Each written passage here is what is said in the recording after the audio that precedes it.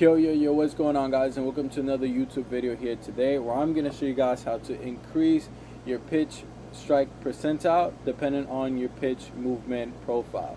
So before I go into this, I brought this idea on from one of my former coaches, Coach Manny, who's currently coaching at Fairleigh Dickinson University, a Division I program. And I started implementing this for some time now with a lot of my athletes, and it's been giving us a lot of results. So I'm going to go ahead and teach you guys here what exactly we're doing. So when it comes to this, the biggest thing that we do is dividing the plate based on your vision, whether you're right more or left motor eye, what heights of the vision like you prefer, whether it's high or low. Motor preferences has to do a lot with those, whether you're pronator, supinator, those things are taken into consideration, and your pitch profile. But for obviously the purpose of this YouTube video, we're going to use your pitch profile just to make it and help it make a lot more sense, and so you guys can start implementing this today.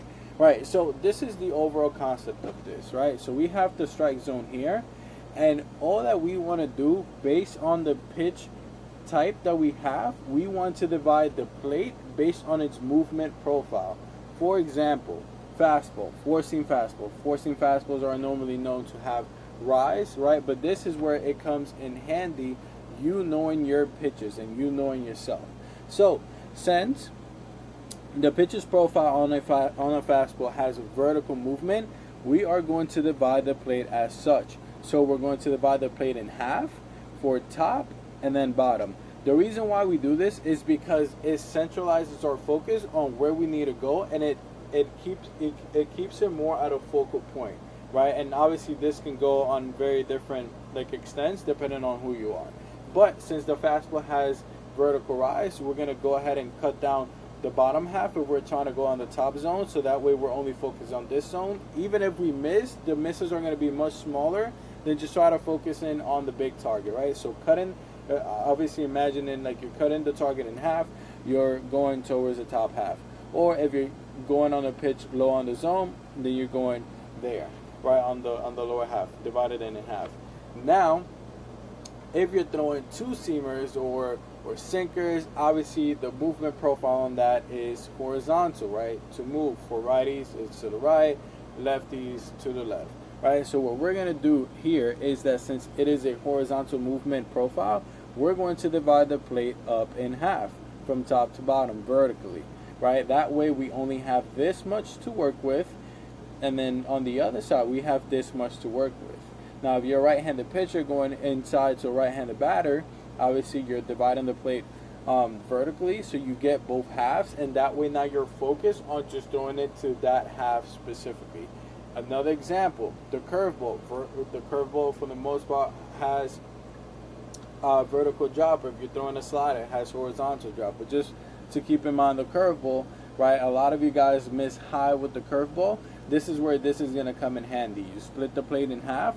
You imagine the upper half doesn't even exist, and you go ahead and rip them down because this is your newer plate, right? So once you put a lot of these things into perspective, it's going to start making a lot more sense. Okay, I don't have this side of the plate doesn't exist for me. This is the side that exists for me. And even if you miss, your misses are going to be much smaller because now your zone has shrunk, right?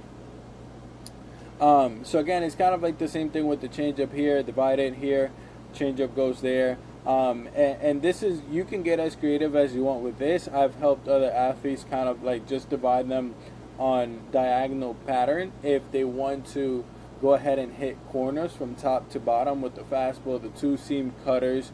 You can do those as well.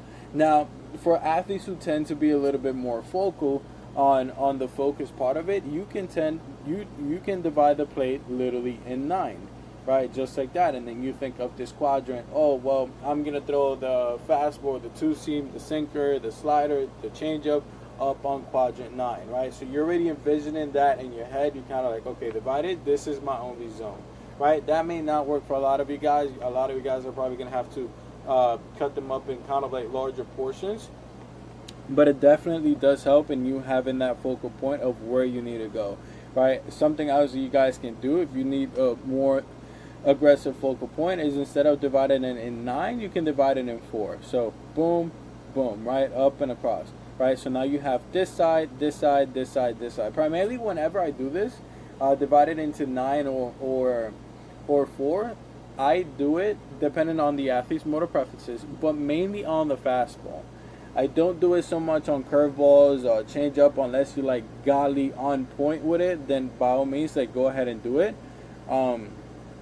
But with those balls, they're kind of like harder to put into the zone, especially when you're marking up a zone that's going to be that small. But for some athletes, it's worked. For others, it's kind of been a little bit of struggle. So hopefully all of this stuff makes sense. Instead of focusing up on throwing towards the target with the normal plate of how it is, go ahead and start dividing the plate based on your movement profile. So for a fastball, divide it horizontally. Now you're working top, bottom zone. Obviously, if you have natural cut on your fastball, then you might probably need to divide it vertically to work on both sides, or maybe you just need to work on it horizontally or maybe into the 4 quadrants. So bring that into thought next time you go out and have your catch play when you're throwing bullpens, and you're gonna see how much difference this makes into your throw. Now, if you want to know how more or how else you guys can divide this based on your motor preferences, visions, all that stuff, we do this already for our athletes. So if you are needing guidance, go ahead and book a call directly in with us. We'll talk about your situation and see if you guys are a good fit for the program. And as always, I'll see you guys in the next video.